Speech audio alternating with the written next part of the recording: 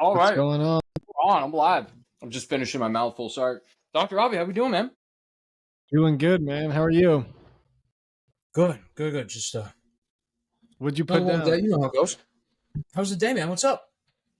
It was good. What'd you have for dinner? My girlfriend gets for my birthday, Christmas, or whatever. I forget. She got me these like made meals. I don't cook. I throw things in the microwave at the end of the day. So she got me this made meals thing where they have like apparently really natural ingredients, healthy meals. It's baked in like a cardboard box rather than plastic. I like that. I think the plastics. I think we gotta dial back down on the plastic a little bit. And then I'm lactose intolerant, so it's dairy free. Yeah, what are you, man? You have dinner yet? Nice. Yeah, I did. Had some fish. Yeah, I'm dairy free as well. I started that probably about 3 years ago.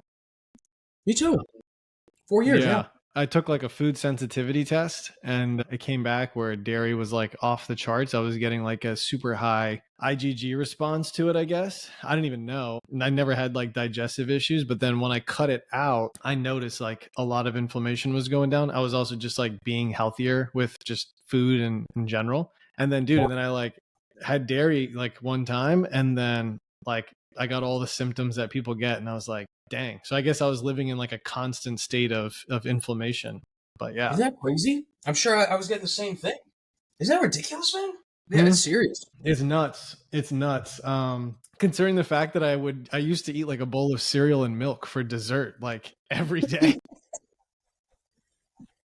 I was big on the milk too. What fish did you have for dinner today? It's not cod. It's the one that starts with an H. Now I'm blanking on the name. I've never had it before. And it's not halibut. Yeah, I'm going to look it up right now. With an H. The reason I asked, I don't know what it was. I was scrolling through Instagram and then... Haddock. Yeah, haddock with D's. That's right. Dude, the reason I asked this, I was scrolling through Instagram literally yesterday and it was so weird. I had back-to-back worms in salmon videos. I was like, well, how did I get in this salmon hole, you know? Has it ever happened to you where you get in like this hole of an algorithm and you get the same video? But it was 3 of them and it showed moving worms in the salmon in like Costco. One of them was Costco. I was like, but then one after another, I was like, how'd I get here? You know? What did the caption say? How'd the worms get in there? They said like, you know, you could be getting you have no idea where your fish is coming from. Look into where your fish is going. I've never walked into the supermarket and like, hey, did you catch this salmon, bro? Like, no, I'm not asking the guy behind the counter, like, did you catch this? No, he didn't catch the fish. He just filleted this thing. Leave the guy alone. How are you going to find out where your food's from? I don't know. I go to Whole Foods and I trust Whole Foods, I guess. Whole Foods seems to be good. No. I think so. I mean, dude, so I grew up a vegetarian. And so like worrying about where like meat and all that comes from was like never a thing for me. I don't even know the type of fish I ate. I'm just like learning as I go. But then I saw that Netflix documentary that's like pretty much anti-fish. And they basically talk about how the whole like the way they catch fish or the way the label works, it's like it's pretty much just like a scam. Like it's not actually like regulated or whatever. It's crazy. I saw it about 2 years ago. I haven't seen this document. What's the name of it? I haven't seen this. I don't know the name, but I'm pretty sure. Let me see. It's on Netflix. Yeah. I'm just literally looking up anti-fish documentary Netflix, and I don't know if it's Seaspiracy. That might be it. Yeah, that's what it is. Yeah. Because I love this stuff, man. You understand it. Dude, the gut, the inflammation, the pain, the discomfort. Seaspiracy. It's like a conspiracy. Cool. Yeah. I'll have to check this out. Yeah, man. So dude, what's going on? Dude, a lot of good stuff. Yeah, I did. So I stopped practicing about a year ago. Completely, dude. Completely. Basically, yeah, I don't know. I think do you know, should I share like high level the journey? Please. Yeah, everything. Yeah.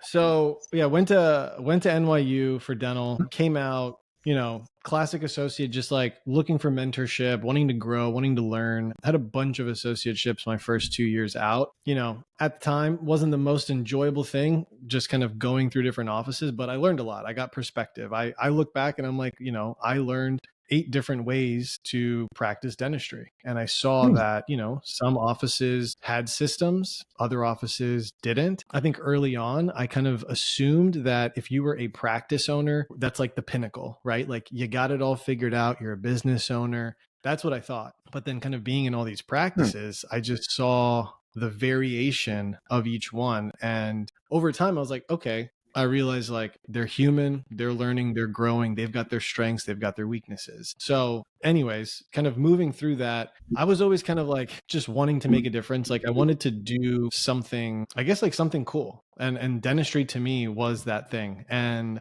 what ended up happening is a couple years out, I just started burning out on the bread and butter. And then so that's where I was just like, all right, there's got to be something more to this profession. There's got to be something, bigger. So that's when I started to learn implants. And then I got a mentor and started to learn aligners. And so I got introduced to them or I got introduced to my mentor when we moved. So we moved from New York down to Texas, worked for a DSO. Yep. Went to Texas. And then, I was at a DSO, and then basically like there was a webinar, and Dr. Blocker was on the webinar, and she was basically like, hey, if you ever need help with clean checks and stuff for your for your liner cases, just send them to me. I'll help you out.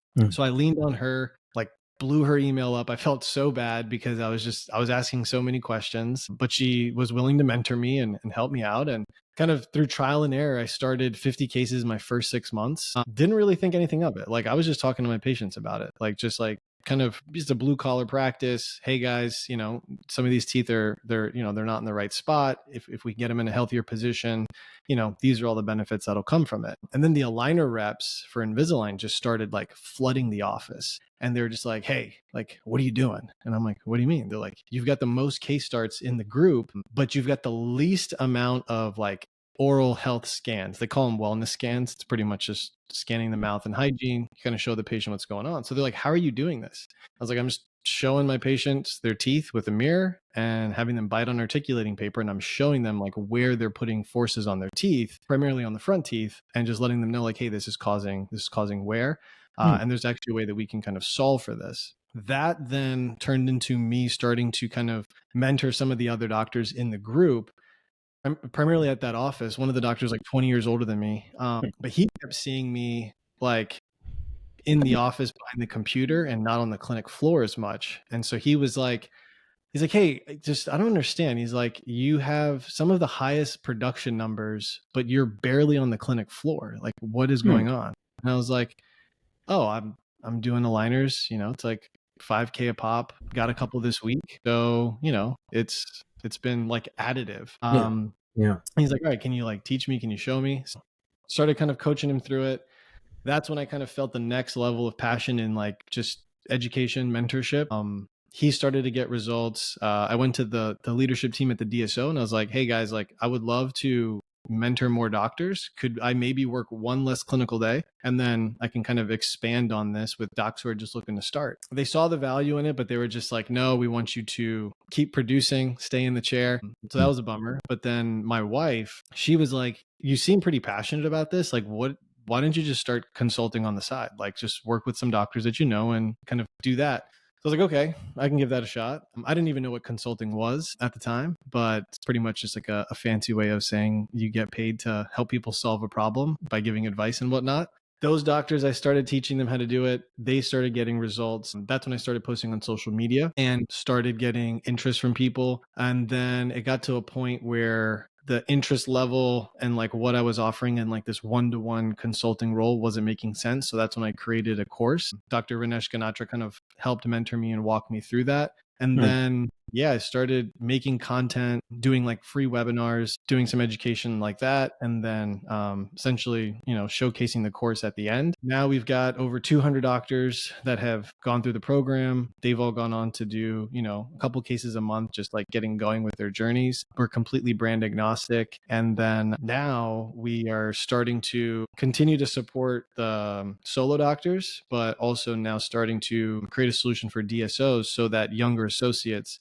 can get access to this pretty much paid for by the DSOs. So that way docs can start helping more patients. So about a year ago, I was down to like 2 days clinical, and then this was picking up, and I pretty much looked at my wife and I was like, look, like if I can put like 80 hours more a month into this thing, like I feel like, we can really grow this thing. I can make a difference. And she's like, okay. Like at that point, it was pretty consistent with like enrollments and all that kind of stuff. And then she was like, yeah, all right. Like, let's go for it. And then I did it. And was this last year or was this earlier than that?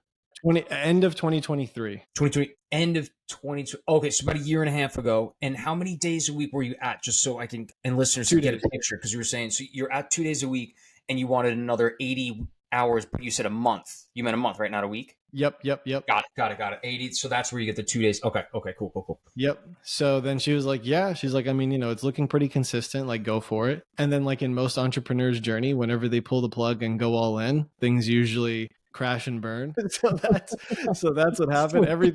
Everything dried up, everything slowed down, nobody was enrolling. I was just like, what the heck is going on? But I kind of worked through it. At that point, like I always knew in the back of my mind, like if this thing truly did fall flat on its face, like I could go back to practicing dentistry. That's never been, my license is active, I'm still taking CE, but I also didn't want to just give up on this thing, because I saw like the impact it had on doctors, and I see the opportunity. So I kept pushing through, really had to like tap into learning more about, marketing, funnels, sales, onboarding. That was like a huge thing. Like I didn't even have like an onboarding process. And so I had to learn a lot there, but yeah. And here we are. Yeah. I mean, it's been a while. Would you, well, no, you're not retired. You just transitioned from practicing dentistry to teaching dentistry, essentially, right? What do you think? Because you were saying a lot of, you found the dentists that you've been working with have found a lot of value in it. What would you describe has been some of the value, like specifically from some of the people that you've been working with, So I think the biggest thing that doctors tell me, at least, is the confidence that they get. And so I think what it is, in dental school, ortho is not really showcased for various reasons. But I think nowadays, just kind of with the amount of momentum that Invisalign and Smile Direct Club has like pumped into the general population and the advancements, I think there's a place for GPs to be able to at least start these simple, predictable cases and actively refer everything else out to the specialist. And so I just kind of help GPs like narrow the pool of which they should be, selecting cases on, so that way they can have that confidence. And then I think part of it is the relatability. So like in terms of value, right? It's like I share a lot of my personal journey and my experiences with patients. So like, little things to where I remember, when I first started cases, like, sure, I had a mentor and they had my back no matter what was going to happen. But when you're standing right in front of a patient and they're like, hey doc, how long is this going to take? Like, I'm freaking out. I'm like, oh my gosh, I have no idea. Like, this could be 6 months. This could be 12 months. And then, so I would basically like be like, hey, let's just bring you back. I'll run this through I'll run this through the clin check, and then I'll know, and then you'll know, and we'll talk about it. And it's like, I would do that a lot in the beginning, not realizing that like, if you say that to a patient, they're going to, it is the biggest giveaway that you don't know what you're doing. And it's not that I wasn't able to do it, right? Because I did have the help. At that point in time, it was like, I needed to get it going to be able to practice the principles, right? Because at the end of the day, that's what dentistry is. It is a practice. And so knowing your limits, knowing what you should and shouldn't do, I think is like the first step. But yeah, a lot of doctors, I think that they like that. The relatability, I try to simplify concepts as best as I can. So that way they can actually go and start. Again, not an orthodontist, not trying to teach people to be orthodontists, really just trying to help docs get started with essentially the equivalent of like the class 1 fillings, right? That's the pool that I start in. And then after that, if they want to go deeper, I encourage it. And when does a case kind of graduate, if you will, to an orthodontics level? How would you describe that? So orthodontists, like cases that I recommend GPs refer, all class 3 cases, any case that's got like bilateral posterior cross bites. If you're trying to correct a class 2, then I recommend referring. I just think, because again, for these GPs, especially ones who are starting, it's all about kind of making the case or selecting the case that makes the most sense for them and their situation. So when you're first starting, you do not want a case that's going to take a long time. You do not want a case that is going to keep you up at night, right? You don't want a case that's going to have a wide array of variables at play. So when you eliminate these things like the class 3s, the bilateral posterior cross bites, the class 2s, all that kind of stuff ends up really narrowing your pool to where it's not that nothing can go wrong, but the number of things that can go wrong are not as severe and as drastic. So those are some of the guidelines. But yeah. It's because I coming from a specialist perspective, I mean, some of the class 2s, class 3s, cross bites, some of them need it's skeletal deformities and not dental deformities. And, with braces and other type of aligners and Invisalign that can correct some many, maybe even most dental deformities, but are going to have a very difficult time at correcting skeletal deformities. So those go out, but you're sending them to the orthodontist. Yeah. Yeah. And then the ones that take a long time. I mean, of course, if they get, but then, a lot of orthodontists, it's like one fixed fee. But then now you're dumping this case in their lap. This is the one that's going to take 2.5 years. You're referring that out to the orthodontist, but then you're keeping the one that takes 6 months, So here's the thing, right? Is this is adult only. So I don't even go over teen. So all teens still go to ortho. This is adult ortho. And the reality at the GP level is a lot of these patients, they're not even being diagnosed, and they haven't been diagnosed for the last 15 years, 20 years, because after they're 18, right? It's like braces used to be the only option, and most adults don't get it, right? This is where when I was practicing, like my orthodontist was one of my best friends because I referred more once I started doing the cases than before. Because what happens is the conversation is happening way more when the GP is at least doing some of those cases. So from like an abundance mindset, right? It's the pond is bigger. Sure, the GPs might be taking, some of the fish in that pond, but overall the diagnosis net is actually casted much wider. And the crazy thing is on this topic of like class 3s and all that, the way that I talked about them, like patients getting that resolved before I did aligners versus after, right? And even the team, because the team for the most part, they're kind of, once you get the system going, like they're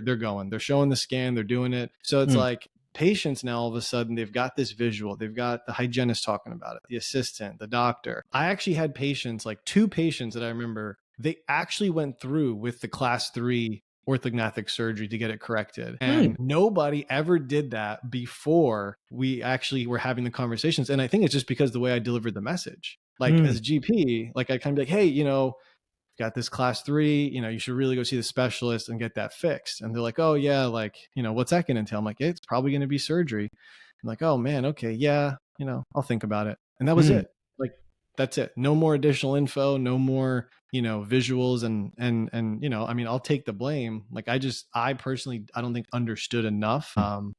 And that passion that comes across, I think when GPs talk about procedures that they do versus they don't do, I think there's something there. But there definitely is there. Are clear aligners covered under insurance? Yeah, some of them. Yeah, if they've got ortho coverage, patients can get some coverage for sure. I just did a little, I put out these little quick review posts on LinkedIn, and I was just reviewing the history of Delta Dental, and not great coverage. I'm assuming Delta Dental probably doesn't cover clear aligners. Is that right? I think they did have some coverage, but I want to say last year something changed. I think last year there was a change, but before that, I think they did. And that's why I think there was a decent amount of dentists in the aligner space that was all about it. But I think something changed. Oh, wow. Yeah.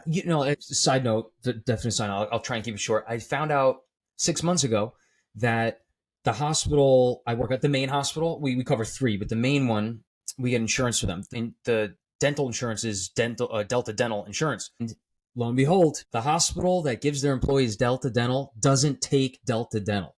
Anyway, so yeah, no, I'm curious about the coverage of everything in dentistry these days. And I mean, the media, everything teeters on, going for insurance, but the insurance really kind of, we're seeing a lot of speed bumps. Could you put a percentage, like, I mean, say 1 to 10, what like percentage, or 1 to 100, what percentage of insurance companies, because I'm still learning about insurance itself, like all the companies, would you say do cover aligners, clear aligners? I think most of them do. I think it's more so the plan that patients get, like in the practice. So I was in the practices that I was at that was doing it, I would say about half of them had some degree of coverage, right? Okay. Some of them, and then it's a dollar amount, right? So it's like, do you have coverage? Yes or no? And then if you do have coverage, how much? And it would range from like $1,000 to like $2,500. Wow. It's pretty significant.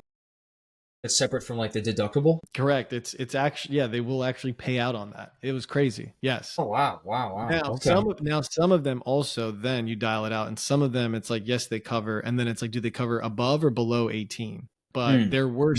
there were some plans that did, and it would be crazy because literally I would tell the team, I'm like, if a patient is getting $2,500 of ortho coverage, you better tell them, and they better sign up for treatment if they qualify, because that's nuts. Yeah.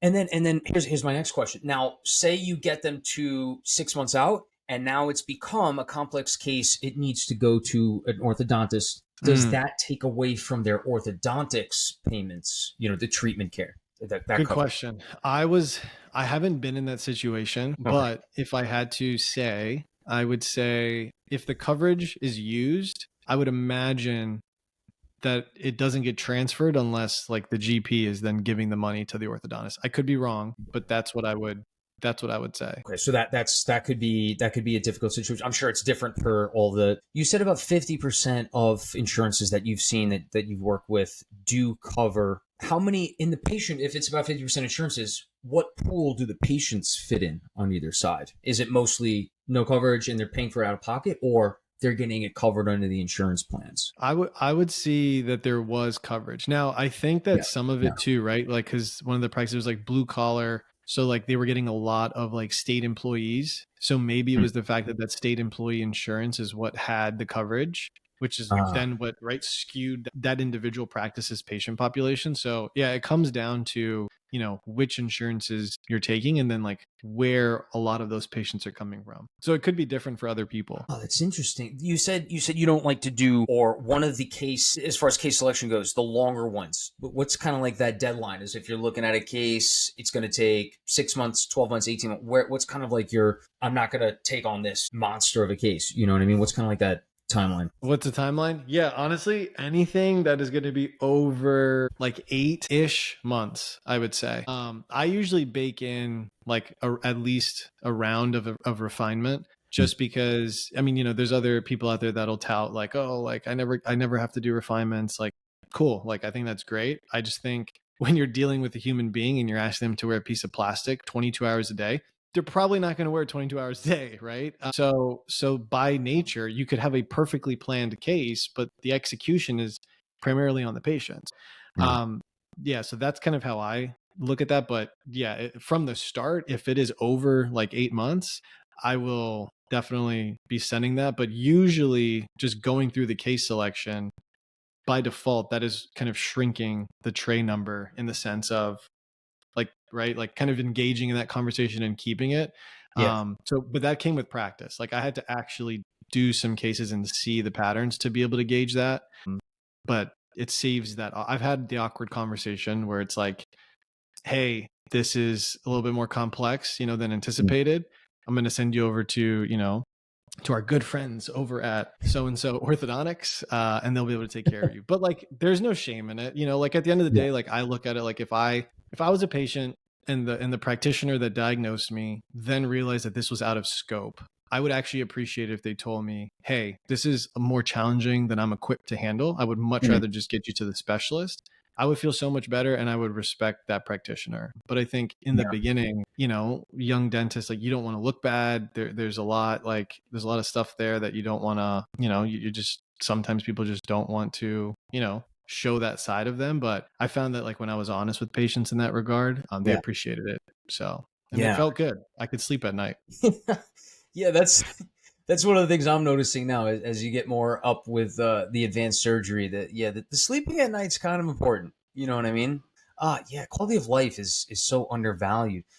As far as referring out and that basis. Now, I'm sure you're already filtering out how many of these cases you take on versus how many you refer. But say of all the cases that you do meet patients and talk with them, how many of them end up being like referred out versus like, you know, you're going to do this, you're going to take on this case, or at least the dentist that you're working with? Good question. I would say, I mean, if you're having the conversation with all potential patients, I would say you could it's probably, I would say almost like a 50-50 split. Like a lot of patients, especially in a practice where like nothing's ever been treated, you know, I think that that kind of puts it there. But you're having the conversation with what, like 8 to 10 patients a day. So there's at least 5 or 6 qualified. That's what I would ballpark kind of go with. Right. These are Yeah. really good. These are really good perspective questions. Yeah, I kind of like to look at it. I'm also I want to be transparent in the sense that, like, you know, I pursued extra training as a specialist, and I'm trying to get a sense of, and this is very important actually for the people you're coaching, you're training, you're mentoring, to differentiate those cases. And then you can't only focus on, I mean, this is patient care, this is ethics. You can't only focus on the cases that you can do. You need to focus on what the patient needs, right? And that's something we see all the time. You see these implant cases, because this is probably the closest analogy to clear aligners and stuff, right? What general dentists are doing versus what needs to be referred out. What a lot of gets referred out is based on their medical history. That's a slap in the face for a specialist. You know, what about the bigger implant case? They're going to go and do it, and now we get the complex, the complications, the aftermath, and now it's like, clean up my mess. And so I've seen that a lot, and it's the worst when it comes to airway compromise, because a patient gets infected and they're in the ED now. We're gonna have to take them to the OR tomorrow. Maybe they need to get intubated and stay in the ICU. Now, that's not gonna happen from aligners, braces, Invisalign, but it happens with, I'm picking. teeth. Yeah. And so it's a different, you know what I'm saying? You know what I'm saying? It's like that differentiating factor of that. It's that clean cut, like, oh no, this timeline, we got to get referred out. This is a certain diagnosis that I'm not going to be treating.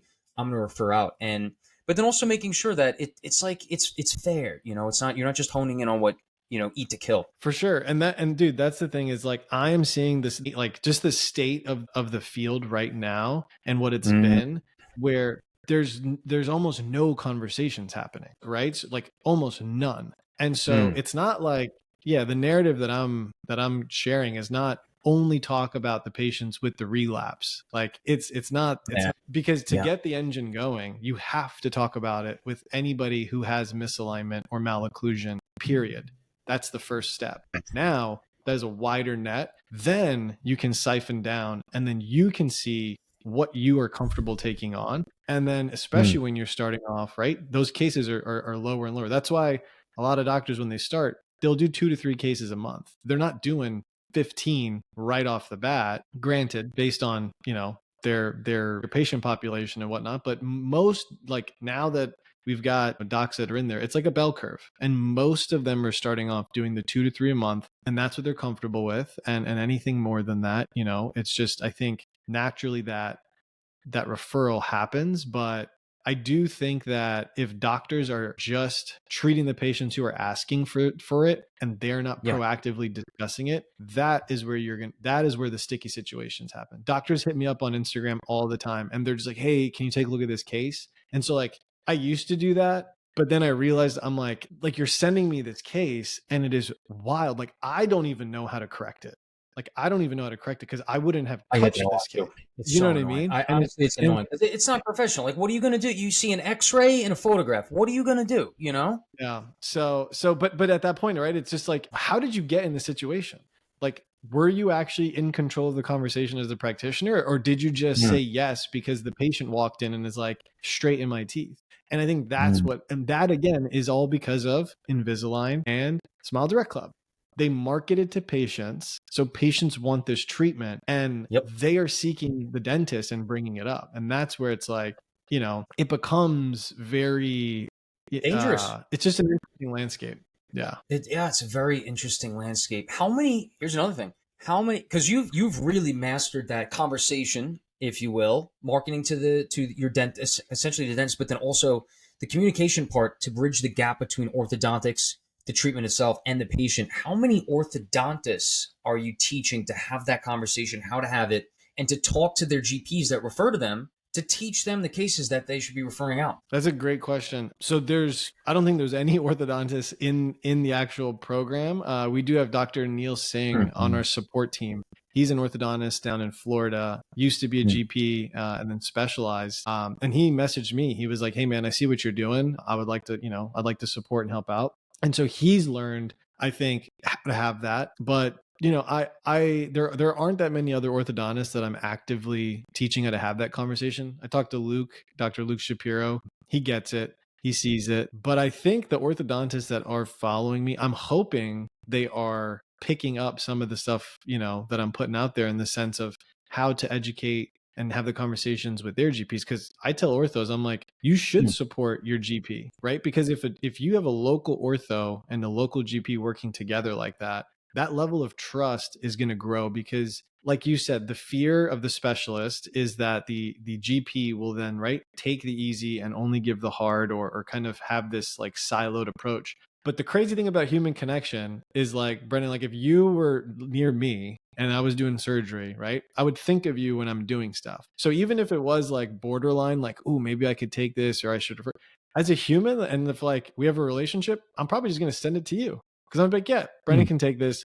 I'm going to keep doing my thing. It's not a big deal. There's going to be more around. And so I think, like, any ortho that's listening, like, I encourage you to at least start having the conversation with local GPs, because you'll get more referrals. And honestly, most GPs are so afraid of doing this. You're going to get more as is. But if you can then have this kind of, I got your back type of relationship, which is how orthodontists that I've worked with have had, it's just, it's so harmonious. And I think that is the beauty of the profession, is when, you know, we are collaborating like that. But it takes two people to make a relationship. Absolutely. Yeah.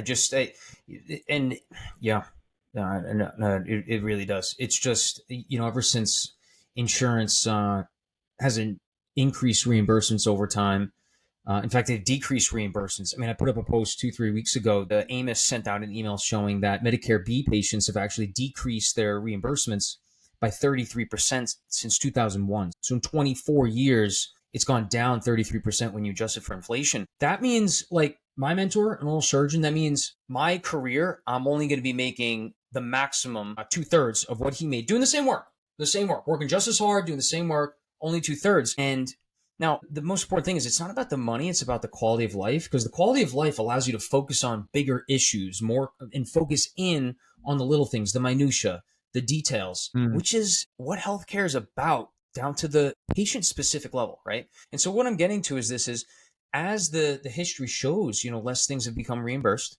The reimbursement has gone down. You know, you really can't afford a living or keeping your practice open on the 2 surface fillings for $18 for whichever insurance plan that is, and so on and so forth. You know, preventative care is not,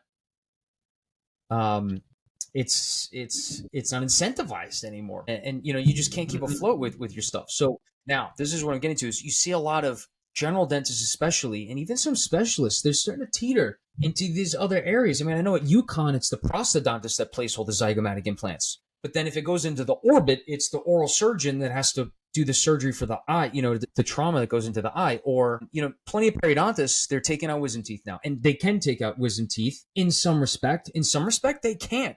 I mean, there's no check to see if you're being honest or not. But the fact of the matter is so how did it get to that point? For example, I'm not trying to go on a rant right now, but periodontics was made to save the periodontium. That's the tooth, that's the mentum, and the bone and gums and gingiva around it, right? And now it's not about saving teeth anymore. I mean, how, like, yes, there's scaling and root planing, there's crown lengthening, but it's all about implants now. That's not what the profession was designed to do, but that's how it, quote unquote, survived. But now it's kind of bridging into areas. There's these really big implant cases, and many implant cases are excellent for all dentists, but many implant cases, there can be some serious complications. I mean, and we've seen it all. So so the conversation begins, right? But then, because the whole media and insurance plans, they kind of own all of dentistry now. It is owned by insurance, right? The financial structure. But now it's creating butting heads of everyone. And rather than everyone kind of like focusing on, we are the saving tooth specialists, we are the root canal specialists, we are the wisdom teeth fractures and, you know, orthognathic jaw surgery. In these gray areas, you're seeing people really teetering into the upper level. And what determines the upper level? I'll give you proof for it. It's all based on finances. And this is something I'm very concerned with the direction of dentistry is going, because no one's trying to do orthognathic surgery. Doesn't get reimbursed very much. It has to take place in a hospital setting. No one's trying to do orthognathic surgery, but everyone's trying to do the big implant cases. Everyone's trying to do 1 million Invisaligns. And I'm just concerned because I don't want to see patients get put in harm's way when they're teetering into those. It's exactly what you said, understanding where your cutoff is. And you're seeing a lot of people go over the boundary into the cutoff, and dental schools aren't teaching that, you know? Not enough. They are a little bit, not enough. I don't know. I don't mean to go on a rant, but no, you opened my eyes to like the because I usually see it at a micro level, right? On the teams level of in GP offices where it's like, the staff won't talk about something if it's not reimbursed by insurance, right? Like, the doctor will come up with a treatment plan, regardless, all GP procedures. And even at the staff, right? The front desk will be like, oh, well, your insurance doesn't cover it. So it's, X amount. And it's just kind of, you're looking at them like, who the heck cares if insurance is covering or not? They need this. Like, this is what they need, right? And so that's at the micro level, but you just open my eyes to the macro level. The profession is correcting for what insurance is and isn't covering, right? And it's almost like people kind of see where the opportunity is and then they just go and hit it hard. I didn't even realize that.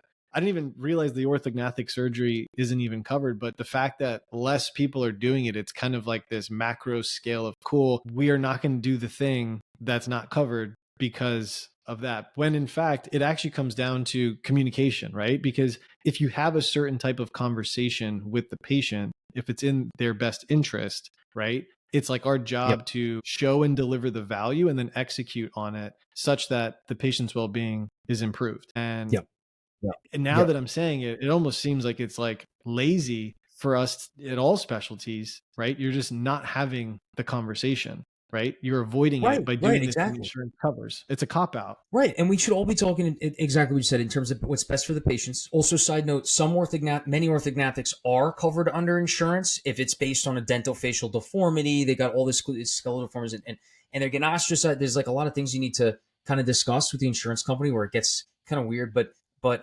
essentially, like, you need to be in a hospital setting. You need that. But no, at the end of the day, people aren't pushing to do that surgery because it's like the payout isn't much. It takes several months to years to plan with an orthodontist. You take them into the hospital. It's a very risky procedure. I mean, you could have permanent nerve damage to your lower lip. It happens to like 1 of 10 patients, about a little less than that. But like, it's serious. I mean, you're in the ICU overnight. Some places do it so quickly and stuff, they don't have it in the ICU, whatever. But yeah, my whole thing is we need that conversation going. And that's why I really appreciate that you're bringing up that point, because that's something that's not happening. Everyone just wants to butt heads. I call that a little mind problem. I think we need to talk big mind problem. We need to communicate and see that whole funnel that you mentioned, which in a way it's a marketing funnel. You start with the general dentist, you see all the maximum patients, start on clear aligners and filter through the patients that need this. If they need it that bad, they need it more than the 6 to 8 month cases. That's a fact too, right? They need to go to orthodontists. But the other thing is we'll need to be not only communicating, but working together, because insurance, all the insurance plans across the board for the most part they're really killing the profession. They are. No, they absolutely are. And that's where it's taking that conversation and some of the stuff that I try to like empower GPs with, right, is like even at a GP level, like you see very successful GPs who are taking insurance and those who aren't, right? And then I think what happens, it's like a lot of docs, like, because people will ask like, oh, like, should I go like out, fee for service or do like PPO insurance? And it's like, I think what it comes down to with a lot of doctors is the confidence and belief in themselves and what they do, right? Because like essentially you're doing a startup business that is built off of you and your brand as a dentist. And so I do think like a lot of dentists that invest in a lot of CE and they have the ability to execute on cases. And I'm not just talking about the cosmetic stuff. I think what ends up happening, and it's hard to do it today compared to the because of insurance and all that stuff. But it comes down to, are you willing to learn how to be essentially an entrepreneur, a business owner, and learn how to market yourself, learn how to brand yourself, learn how to, curate a patient experience that's truly exceptional, that makes them want to come back for you and the experience, not because you take your insurance. And I'm not saying like the vast majority of the general population wants that, but I'm pretty positive there's a pocket in the area that you're in or in the area that you're thinking about going that would value that. But I think what happens is a lot of dentists, I don't blame them. They get scared. They get nervous, right? It's like taking insurance is the easy marketing play, because that's all insurance is. It's just marketing. Like you're just getting a funnel of patients. The trade-off is you just can't charge them a lot. Like that's the trade-off that you made. But if you just take that marketing, right. It's the same treatment. Yeah. So I sorry, agree that with was my rant on fee for service and PPO. It's just like, there's I know so many amazing dentists, and I just wish they would bet on themselves even more, or even like, I'm not saying don't take insurance, like take insurance to start your practice, to get patients to come in the door, but then have a plan to get out. Yeah, have a plan to get out and then know that you'll lose some patients, but the ones that you're going to keep will be your raving fans so long as you know, delivered on that experience. Because I see all these like trendy offices these days. Everyone's got a modern dentist, like a modern practice. And it's like, Holistic dentist. Yep.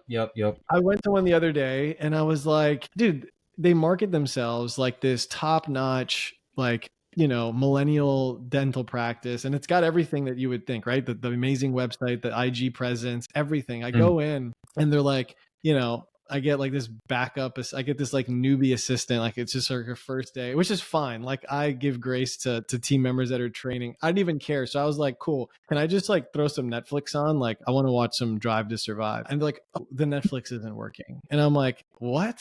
And like, yeah, it's been like that. It's been like that for a couple of weeks. And dude, I was so triggered because I just remember when team members would say that crap in the office. And I'm just like, so why hasn't anyone fixed it?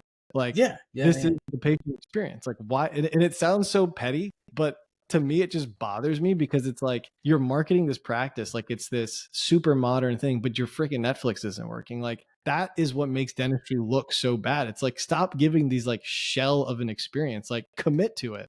Like, commit to it. That's tough. Yeah, the Netflix is kind of like just pay for electricity or for the Netflix subscription. It's kind of simple. It was a tech thing. Like the internet wasn't connected. I'm like, cool. So just like connect it. Like, I'm sure you guys have an IT guy. Like somebody can just connect it. Like, I know. I was sitting there trying to do it myself and I'm like, what am I doing? I just put in my headphones in and just listen to a podcast.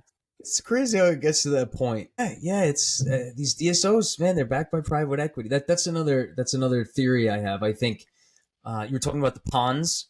I think you know you could have a corporate practice that's owned by a dentist who built it from scratch, or maybe his father or grandfather or her built it from scratch. But that's kind of keeping money in the system. Once you take money, big money, like private equity, investment banking money into the system, that's when you know, the walls kind of expand too much and it explodes. I think it's kind of like shaking up a Coke bottle. But yeah, I mean that'll all fizzle out over time. It's just, I don't know. It's interesting to see. You know, clear aligners are, I think, a really good bridging point because they get to, like you said, diagnose the patient for other problems. I really hope that conversation. But I think people listening to this, I really like to see them understand that you got to have that conversation with your specialist. Refer to them a little more. You're going to get a lot of stuff back, and then start to explore what cases you feel comfortable with doing. That's a big point. You know, yeah, it's huge, and it's starting. And I think like, it's all relationships, right? Like, I think I can't tell you the number, like early on when I was in different practices before any of all this, it's just like, I would just refer to whoever the owner doctor referred to. And it's like, I don't know, I never took the time to actually try to build a relationship. I think because I just didn't know, like I should, or I was supposed to. But like, if, you know, if you're a younger doc out there and you're listening, like make it a point to try to at least call the office or meet them. Cause I'm sure if you reach out, you know, like the specialist will respond, their team will respond, somebody will, and, you know, and try to just create that, because I think it goes a long way. Because I just think you shouldn't only refer to someone because the owner refers to them. I think you should create your own relationships because you are your own entity, and, you know, you need to have a relationship with the person to some degree, right? On who you are giving cases to, just to kind of have that common thread, I think, of communication. And then, yeah, exactly. And then also, you know, what's kind of your goal? Do you want to maintain, just continue to work for that doctor forever and ever? If that's the case and you're happy with your position, you know, maybe you don't need to go meet that doctor you referred to for the last 23 years. You're just going to keep working for your boss. But if your goal is to form your own company, yeah, you need to develop those relationships, whether it's to maintain them with them when you branch out and start your own thing, or how are you going to start the relationship with those new doctors? Maybe the ones you refer to when you move to another location, they know people in that area. That comes down to self-awareness, you know, like understanding where do you really see yourself most excited and motivated, and how are you going to get there? How did you get to your point today? So about a year ago now, you said that you stopped practicing with patients full-time. Now you're practicing in the sense of teaching other providers. And did you see yourself where you are right now, say 5 years ago? No, absolutely not. Dude, 5 years ago was the pandemic. I was like, I look at some of the pictures from back then. It's crazy, dude. I didn't even realize, like, I was so inflamed. I was drinking a lot. You know, I think it was bad. It was bad. I did not see in 5 years that I would be, you know, living in Texas with a 1-year-old daughter. Congrats! I didn't know you. Oh my god! Yeah, thank You're you. older Yeah, now. she's a little over 1 now. It's wild. 2024 was quite a year. But yeah, and yeah, we're moving back to New York in June, so I'll be Oh, up you there. really? Yeah. 2 months. Congrats! No way. I didn't know Yeah. that. No longer Texas. You lost the fun in it, or too hot? No, I mean it is hot. It's been getting real hot. No, we're moving back cuz we've got my wife's side of the family's up there. And we just realized, in this stage of our life, we want to be closer to some family. We do have a lot of our friend circle up there as well too. So yeah, there's when my wife brought it up that we should consider it, this was like end of 23. Yeah, I was not that open to the idea because I love Austin. Completely changed as a person in the sense of like just developed a better understanding of myself. I did a lot of like self work here, created this, a lot of change. And so I just got like a really positive association with Austin, but then I had to kind of like work through the mental kind of gymnastics of like Austin did not like create the things that I did and the changes that I made. Like those were all me, and I can be me in another location, right? It's not contingent on where I live. And so that was just something I think, yeah, dude, there was early on. I mean, I've been did a lot of work in therapy and whatnot. And so like for just like understanding more about like who I am, what I'm working towards, purpose, fulfillment, all that stuff. That a lot of that work I was doing here, but yeah, man, I did not think 5 years ago. And that's something that it's on the Instagram feed, I follow a lot of like motivational stuff too. And that'll always pop up. It's like, don't forget that, the person who you were 5 years ago, would be proud of who you are today, or this is the life you dreamed of, like that stuff. And I'm always like, dang, that is crazy. But no, I did not think this is what my life would look like by any means. You mentioned the motivational speakers on the Instagram feed. You didn't mention any salmon worm feeds. No, just kidding. No, dude. Yeah. I can't go with that. I'm seeing this worm in my mind that just popped up. I'm like, that's the opposite of motivation. That's freaking you out. I bought sushi the other day, and now I'm thinking, like, do I have worms in me right now?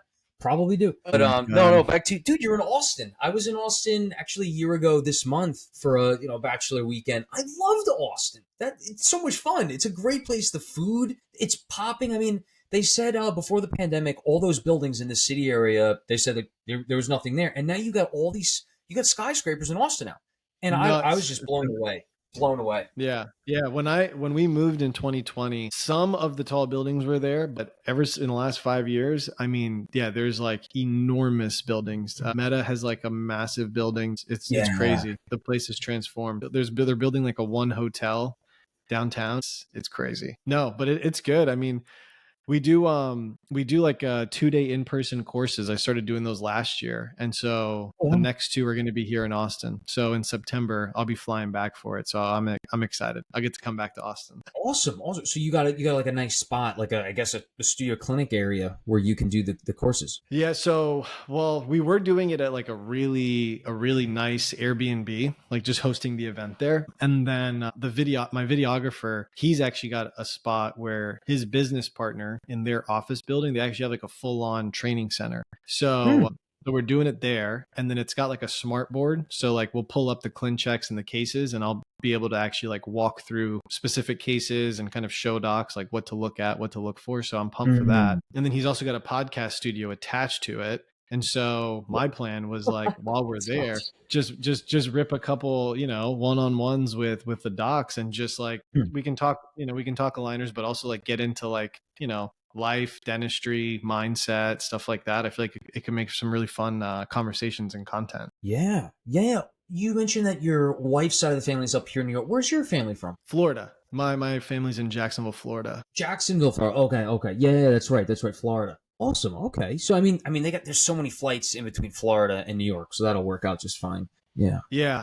And then the Westchester Airport, I believe they've got direct flights to Jacksonville. So that's what we're planning on, because that's going to be closer. Yeah, we'll be a little bit a ways from JFK, like over an hour. It's yeah. What part of New York? It's not close to like Danbury, Connecticut, like on the border. Oh, okay. Yeah. So that's like, I think a little bit higher up in Connecticut, and you're just across.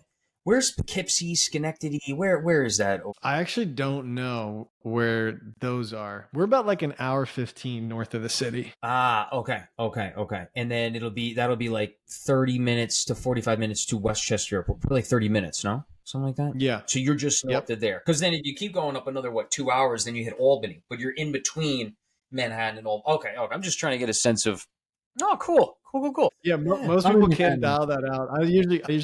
I used to be able to say I live in Manhattan, and then I used to say I live in Austin, and now I'm like, yeah, I'm about an hour north of the city. It's perfect. Yeah. And then they'll be like, yeah, you're upstate. And you're like, well, Yeah, literally every time. Like, oh, like Albany, right? I'm like, no, not upstate. not that upstate. Yeah. That's funny. That's funny. a funny kind of. Yeah, man, good stuff. So thanks for coming on tonight, man. I think we had a good chat. I really like how we could kind of bridge the gap in between, specialty, getting towards it, but beginning that conversation to kind of differentiate the lanes, if you will. I think that's very important, and I appreciate that. We got to do another podcast in the future, hopefully soon. I want to talk about marketing and branding because I know you have a lot of insight on that we didn't even touch on. We barely scratched the surface on that today.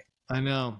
Dude, I'm down. I mean, I enjoyed this. This was a lot of fun. I didn't want to steer the conversation away because we were hitting some good stuff, but yeah, I'm down to get back on and chat marketing and branding. I think there's a huge, I love talking about that. That's like, in terms of like, what have I learned a lot about in the last year? It's that. I know. I've been watching you for the last 4 or 5 years.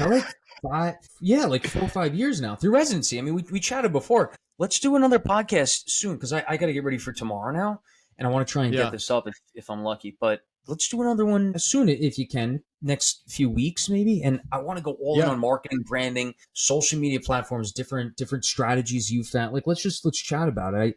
I know you had a conversation with Pat the dentist a few weeks back. I chat with him about marketing stuff all the time. Yeah, let's bring it full swing. Let's round out that topic a bit. Do you want to? I got my calendar up. Do you want to put something on the books now, or you want to just message on IG? Oh, I like that. Let me. I learned it from Alex Hermosi's workshop. They call it BAM Fam. Book a meeting from a meeting. Alex Hermosi, is he the one? The game. What is it? Game? Is that him? Acquisition.com. Yeah, the game. That's his podcast. Yeah. Someone just put a comment on the Spotify earlier today and asked me what I thought of The Game by Alex Hermosi, right? Is that a movie? Is that a book? So The Game is his podcast. Phenomenal, dude. Phenomenal. Oh, that is his podcast, huh? And then he's got that wife with like the really deep voice. Yeah. Layla. Dude, she's like she is one of the smartest people in terms of like running a business, like running a company. So brilliant. I've seen a couple of her pieces and I've been like, she gets it. Okay, let me look at, I got to pull up 2 calendars because, all right, we're in April. Mondays, Wednesdays are best for me right now. I just got on a busy rotation. So now my days, like I can only really I do my TikTok lives. Yeah. Do you want to do like in 2 weeks, like the 20th? Let's do the 21st. I have nothing on the 21st. Let's do it. Cool. Same time? Popping in. Can you do the same time? No, I mean 8:30. 8:30 would be better rather than. Yep. Sweet, man. Yeah, let's do that. All right, we're booked. We're locked in. Let's do it. Good stuff, Sweet, man. All right, I'm gonna try and put this up right now. Awesome. Yeah. Whenever you do the short forms, you can add me as a collaborator, and I'll accept it so we can get some visibility on it. Oh, yeah, man. Yeah. I'm getting them up. We have a team now and we're working with, I kind of do that with Dose of Dental and then some of them I'll do it. But yeah. Definitely the post too. Yeah. Some people like don't, or they don't know they can. And I know you guys usually do, but I just throw it out there like that. I can, I'll definitely accept it if you guys throw it my way. Yeah, man. Thank you. Cool. All right, dude. All right. You have a good night. Thanks for coming on. I'll see you in 2 weeks. Sounds good. All right. Take care.